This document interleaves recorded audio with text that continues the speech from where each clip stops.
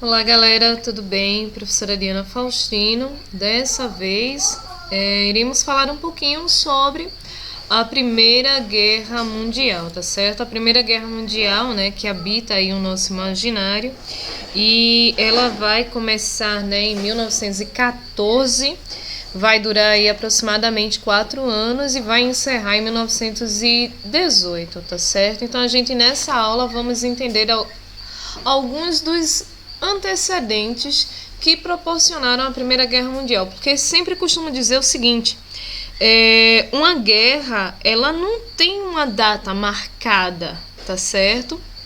Ninguém começa uma guerra do nada. Então, assim, houveram muitos sinais, muitas rivalidades, né, até chegar ao estopim do ano de 1914, para que de fato começasse a Primeira Guerra Mundial, tá certo? Eu inicio essa aula com a seguinte reflexão: somente aqueles que nunca deram um tiro, nem ouviram os gritos e gemidos dos feridos, é que clamam por sangue, por vingança e mais desolação. A guerra é um inferno, tá certo? Essa é uma foto do primeiro momento da guerra. O primeiro momento da guerra, eles ocorreram em trincheiras, tá certo? Essas máscaras, né, que os soldados usam eram justamente para evitar a quantidade de gases que eram jogados, gás mostarda era jogado dentro das trincheiras para que sufocasse aí os soldados entrincheirados, tá? Já a gente chega nesse assunto, é somente para que a gente reflita, né? Por mais que habite o nosso imaginário, a Primeira Guerra Mundial, ela não foi algo bom.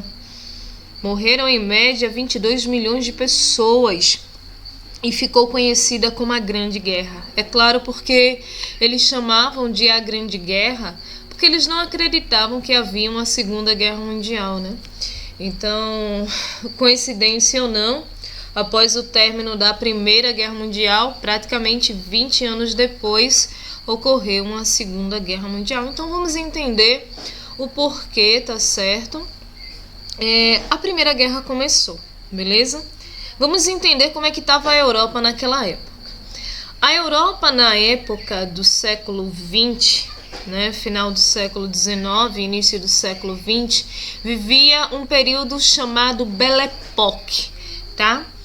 E essa Belle Époque, ou Bela Época, era o quê? Muito progresso tecnológico, muitas ciências, reformas sociais, elevação no padrão de vida, muito glamour, muita classe. Paris tinha sido reformada, então acabou se tornando aí a capital da moda, né? A França exalava moda, riqueza e beleza. A Inglaterra exalava a sua industrialização, tá? A Alemanha era uma nação crescente com a ideia de pangermanismo, de união aí dos povos de origem germânica e uma busca incessante por novas áreas de extração, queria ganhar aí espaço no cenário mundial, tá certo?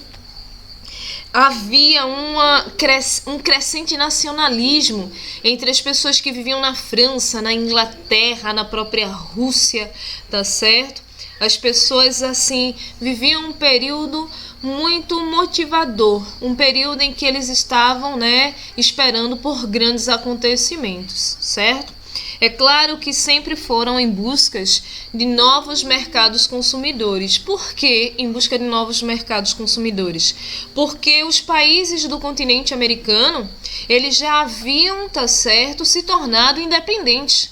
Então, automaticamente, as ex-colônias principais, Portugal, França, Espanha e Inglaterra, que colonizaram aí de forma mais decisiva o continente americano, essas nações, elas perderam suas colônias.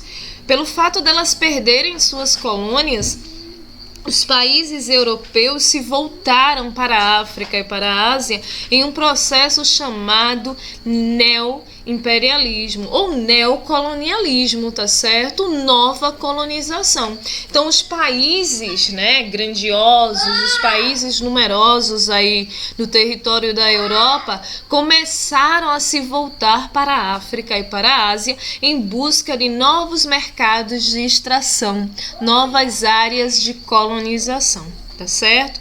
Então quando eles fazem isso, eles meio que acabam deixando a Alemanha recém-industrializada, né, querendo aí conquistar novas terras meio que de lado e dividido entre as nações um pouco mais antigas, já estabelecidas economicamente, tá? Então pegaram o território africano e através lá do Tratado de Berlim eles dividiram, tá certo? Conferência de Berlim, né? Dividiram aí o território da África, né? Repartindo o território africano, ou seja, neocolonizando entre os países europeus com a justificativa de civilizar aqueles povos, porque eles diziam que os povos africanos, por viverem em tribos de maneira ainda muito primitiva, eram povos que deveriam, tá certo, ser civilizados. E para ser civilizados, o europeu, como ele era bondoso e tinha essa visão aí futurista, era quem deveria civilizar, ou seja, novamente colonizar o território da África, tá certo? Então eles partem ali, dividem todo o território africano, dividem parte da Ásia e começam a disputa, uma rivalidade entre as nações. Sem contar, tá, que como vivia esse período de Belle Époque, de respirar da ciência, de respirar das reformas sociais, é claro que os países começaram a investir pesado em armas, num processo chamado paz armada. É uma espécie de Guerra Fria. A Guerra Fria ela ocorre aí durante a Segunda Guerra Mundial, tá certo? Mas a paz armada era tipo, os países se armavam para que protegessem o seu território e começavam aí a enumerar os seus exércitos, tá certo? É claro que tudo isso já anunciava o quê? Uma proximidade de um possível conflito. Porque para que os países estão se armando, aumentando o seu exército e rivalizando com outras nações? A consequência seria, com toda certeza, a guerra, tá certo? É claro que isso fez aumentar as tensões, né? A Europa começa a viver um período de tensão, tá certo? Que pôde aí ser verificado no final do século XVIII. Os países europeus procuraram, então, organizar os seus exércitos, produzir armamentos e fazer acordos entre si para garantir a força da outra nação, como se fosse unir os seus exércitos, tá certo? Daí, 2 grupos foram firmados, a chamada Tríplice Aliança e a Tríplice Entente, tá certo? A rivalidade aí anglo-alemã, né, que competia pela industrialização, mercado aí industrial, disputava aí os mercados da Europa com a Inglaterra, cara. A Inglaterra, que era a senhora da industrialização. Quando a Alemanha se industrializou, tipo, veio com tudo, com a industrialização muito pesada e, por incrível que pareça, mais atual do que a inglesa. Isso fez despertar nos ingleses uma raiva muito grande. Por quê? Porque os alemães agora começavam a a disputar o mercado industrial e comercial que antes era inglês, tá certo? Então a Inglaterra já começa a se posicionar contra a Alemanha devido a essa competição, a essa disputa por mercados. Um outro fator foi a rivalidade aí franco-alemã. O que foi a rivalidade franco-alemã? A França, ela tinha uns territórios chamados de Alsácia e Lorena, tá certo? Essa região era muito importante para a França, por quê? Porque era uma região rica em carvão e ferro, beleza? Só que aí o que é que acontece? A Alemanha, para ser grande, ela também precisava de áreas fortes de extração. Então a Alemanha partiu para cima da Alsácia e Lorena e tomou o território francês, cara. Deu um sacode na galera da França. A França perdeu a batalha franco-prussiana, tá certo? Para os alemães, e isso fez nascer nos franceses um revanchismo contra os alemães muito forte, sem contar que a França, sem esse território, ficava um pouquinho enfraquecida. Só que a Alemanha queria o carvão mineral e o ferro por conta da industrialização que estava muito forte, certo? Os alemães conquistaram o território francês e isso fez crescer nos franceses uma raiva, uma rivalidade muito forte contra os alemães. Então aqui a gente já tem dois países começando a se posicionar contra a Alemanha, a Inglaterra e a França, tá certo? Um outro país que vai se associar aí contra a Alemanha e o seu grupo é a Rússia. A Rússia era uma nação extremamente grandiosa, tá certo? Muito grande, vocês sabem que a Rússia é o maior país do mundo. E a Rússia detinha um exército gigantesco. E o czar Nicolau II, ele queria que a Rússia se transformasse em uma nação rica, uma nação poderosa, uma nação respeitada por entre todas as nações. Então, o que acontece? A rivalidade russa, ela vai surgir, tá certo? De tipo uma defesa aí em relação a uma região aliada à Rússia, que era a Sérvia. A Sérvia pertencia ao Império Austro-Húngaro, tá certo?